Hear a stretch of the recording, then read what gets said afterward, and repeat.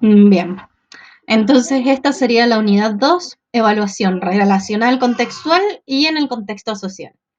El diagnóstico social se puede considerar al diagnóstico social como, y esta es la definición, un modo de ampliar la comprensión del comportamiento humano sobre el que se focaliza una distinción, identificando vínculos y relaciones entre las conductas individuales y sus correlatos familiares, comunitarios y culturales.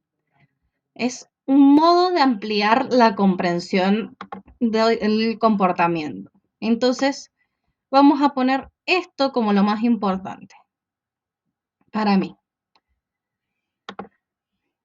porque acá estamos ampliando la red de redes. Nuestra conducta está indudablemente enredada. Estamos en un entramado. Cada conducta particular está referida a un contexto. Hay un conjunto de circunstancias sociohistóricas, económicas y culturales que están presentes en una conducta determinada, focalizada y según la mirada de un observador. Esto es lo más importante para mí de la red de redes. La representación de las circunstancias del contexto que rodea una conducta puede componer un diagnóstico social como una narración no del todo completa ni estable ni totalmente especificable, que permite identificar las redes simbólicas. Esto vendría siendo también importante de la red de redes. ¿Por qué? Porque acá nos dice que la red de redes es una representación, es decir, que es algo que no está del todo completa porque está en constante dinamismo, ni estable entonces, y por ende es ni totalmente especificable, pero nos permite identificar las redes simbólicas. Algunas distinciones que hace en algunos autores, por ejemplo, Bronfenbrenner en 1987, con el modelo ecológico del comportamiento, aporta un instrumento inicial para distinguir la coinfluencia de los factores macrocontextuales y microsociales, que presentan una estructura interaccional básica. Este es uno de los autores que va a aportar entonces. Bronfenbrenner aporta con el modelo ecológico de comportamiento, que es algo que habíamos visto antes en una de las primeras materias que tuvimos, introducción, como se llama, que justamente empieza a hablar acerca de estos factores que pueden ser macrocontextuales y microsociales. Gregory Bateson es uno de los autores que también aporta muchísimo al pensamiento sistémico y proporciona además la contundencia de su concepción acerca del aprendizaje, la comunicación y los niveles metacomunicativos. Es decir, nos aporta un montón de información también sobre el tema de los tipos lógicos, los niveles metacomunicativos, va a aportarnos información también sobre las paradojas, que permiten considerar la complejidad del mosaico interaccional de la conducta humana. Jason es un autor muy importante, así que lo marcamos todo. En la década del 90 profundizó el modelo aperturista de la economía iniciado en 1976 entre la burguesía nacional, esta es un poco de historia, la que nos va a hablar, entonces que el estado de bienestar que aseguraba la seguridad social, lograba cohesión social y aseguraba el salario había caído en crisis.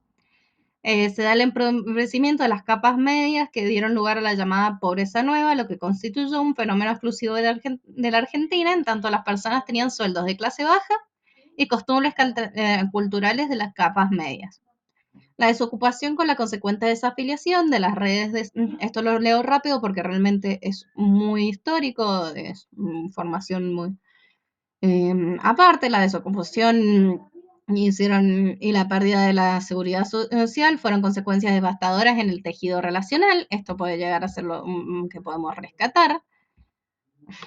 El conjunto de la sociedad debió enfrentar el aumento de la delincuencia, las adicciones, la degradación educativa y el cultural. Se alteraron los principios fundamentales del trabajo, como el sentido de pertenencia. Hubo muchas alteraciones y se fragmentó inevitablemente, hubo una fragmentación de la sociedad.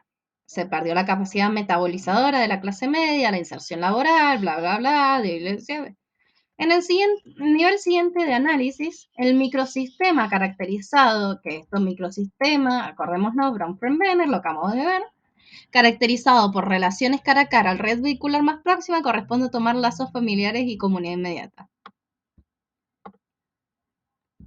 La evolución del funcionamiento familiar a partir de los 90 evidenció en la Argentina cambios profundos. El desarrollo de los siguientes grupos familiares ha sido heterogéneo, muy relacionado también a las características demográficas, que es lo que vimos recién de la socialización y los espacios urbanos, rural urbano, y además de la fratria, no sé cómo se pronuncia realmente. La marcha del funcionamiento familiar se ubicaba en la llamada segunda transición, se alude a la creciente valoración de la autonomía personal dentro del marco familiar. Los vínculos se mantenían a voluntad y a satisfacción de las partes, no conformaban para la realización de unos otros, sino de uno mismo. El matrimonio dejó de ser una institución protectora, aumentaron los divorcios, hubo toda una serie de cambios en los 90. Deterioro salarial, bueno, esto es mucha historia. Em, y el siguiente análisis se refiere a la conducta individual. Cada persona piensa, siente, se relaciona, define la realidad de manera única y sus disfunciones y sus recursos particulares forjan elementos básicos que condicionan su conducta. Las conductas individuales encajan y tienen sentido en su red de interacción más amplia. Se forjan e influyen mutuamente.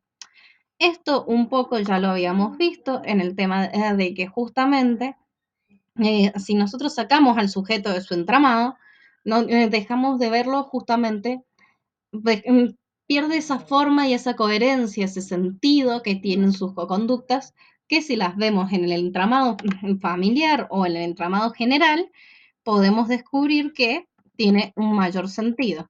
Y ahora esto no lo están viendo, pero estoy buscando un poco más de info porque me parece un tanto acotada, que bueno, eso lo voy a subir después, que va a ser la intervención en crisis. Bueno, pero eso sería todo de unidad 2 realmente. Bastante cortita.